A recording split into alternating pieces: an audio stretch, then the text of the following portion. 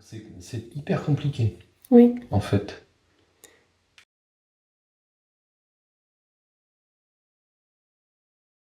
C'est toujours un truc... Et puis un atelier est un atelier, quoi. Ouais.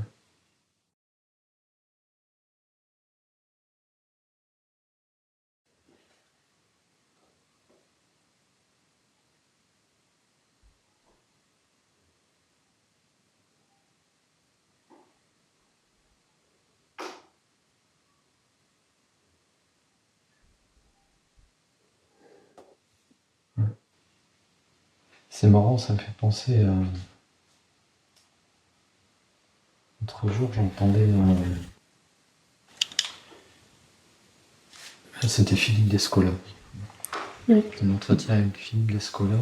Et il parlait de l'impossibilité pour l'ethnologue d'être au contact de vraiment une situation la plus authentique possible, quoi. Il est toujours dans le regret de ne pas avoir été là 50 ans plus tôt, ou 100 ans, ou 200 ans plus tôt pour être spectateur, témoin de quelque chose. Donc, j'ai l'impression que l'ouverture d'atelier, c'est un peu ça aussi. On court après une espèce de chimère. Oui. On fait croire aux gens qu'ils vont rentrer dans le mystère de la création. Puis en fait, c'est un peu ça qu'on avait joué avec Stéphane. Oui. On les a leurrés un petit peu, en se leurrant aussi nous-mêmes, mais tout en sachant qu'on était dans un jeu, quoi. Oui. Mais derrière le jeu, il y a toujours un fond de réalité aussi. Oui, oui. Et de vérité, sans doute. C'est peut-être même grâce à ça qu'on arrive à atteindre une forme de vérité possible. Si on disait la vérité toute crue, elle serait peut-être pas... Elle serait impossible à transmettre, peut-être, tel que.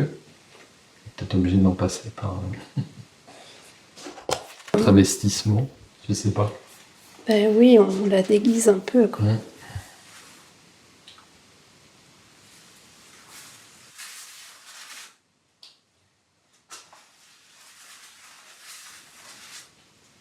Tu vois, je passe mon temps à essayer de saisir ce moment où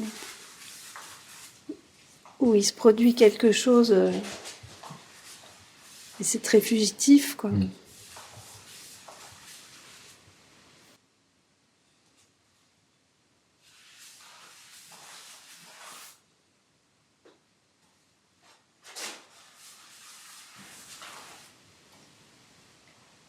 Et cette question du qu'est-ce qu'on montre et qu'est-ce qu'on ne montre pas, parce que l'ouverture d'atelier, avoir le courage de rien ranger, justement. Alors ça peut conduire à une grande déception du public. Ouais, mais tu fais ça, est-ce que tu le fais Je sais qu'il y a une année, il y a 2 ans, je crois, on avait été associé aux ateliers d'artistes du Château d'Eau. Le circuit passait par chez eux aussi. Et le public a des fois été perturbé par le fait que les artistes là-bas, ils n'avaient pas forcément envie de ranger ou Ah ouais. T'as eu ce retour-là? de rendre l'atelier propre et tout. Et oui, il y a des gens qui m'ont dit oh, mais qu'est-ce que c'est que cet endroit? Les ateliers, c'était le foutoir, c'était bien rangé, c'était pas bien accroché. Donc je pense qu'eux, ils ont plus joué cette carte, effectivement, d'ouvrir leurs ateliers sans faire de protocole, de travestissement de leur réalité quotidienne. Et moi, je trouve que tu es vraiment dans cette question-là. Mais quand même, ce qui m'interpelle, c'est que tu travailles l'envers comme un endroit. Et moi, ce que je trouve intéressant dans l'atelier, et c'est je pense aussi ce que j'essaye d'attraper, c'est ce qui peut-être n'est pas à regarder. Je trouve ça aussi... ça prend une valeur, ça peut prendre une valeur qu'on ne soupçonne pas. Et toi, tu le travailles, en fait. J'ai l'impression que tu le travailles. Même si c'est un procédé, une technique, tu pars à l'endroit pour nous montrer l'envers. pour fabriquer de l'envers, quoi. Mais tout en sachant que cet envers sera à un moment donné un endroit. Un endroit. Après, oui, c'est sûr que tu vas le dire, ça. Tu vas parler de ton procédé, de ta technique. Tu vas... Oui, c'est pas quelque chose que Donc, je je veux dire, cache. ça a du sens, quand même. Oui, oui, oui. Ce qui est important, c'est peut-être pas forcément de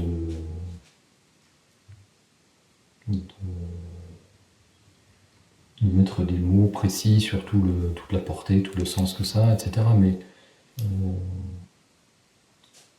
c'est important que ça existe comme ça.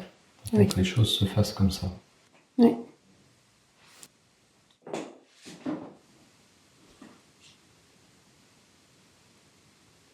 Et c'est dans ce moment de bascule, effectivement, entre ce que je vois là et ce que je vois de l'autre côté, quand je suis dans la réalisation, que se glissent toutes les interrogations qu'on a là, en fait. C'est ça. Où est le bon point de vue Ouais. Est-ce qu'on est du bon côté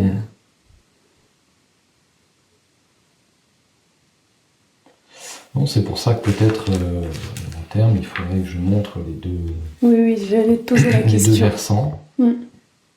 Ou qu'on puisse éventuellement passer de l'autre côté, quoi.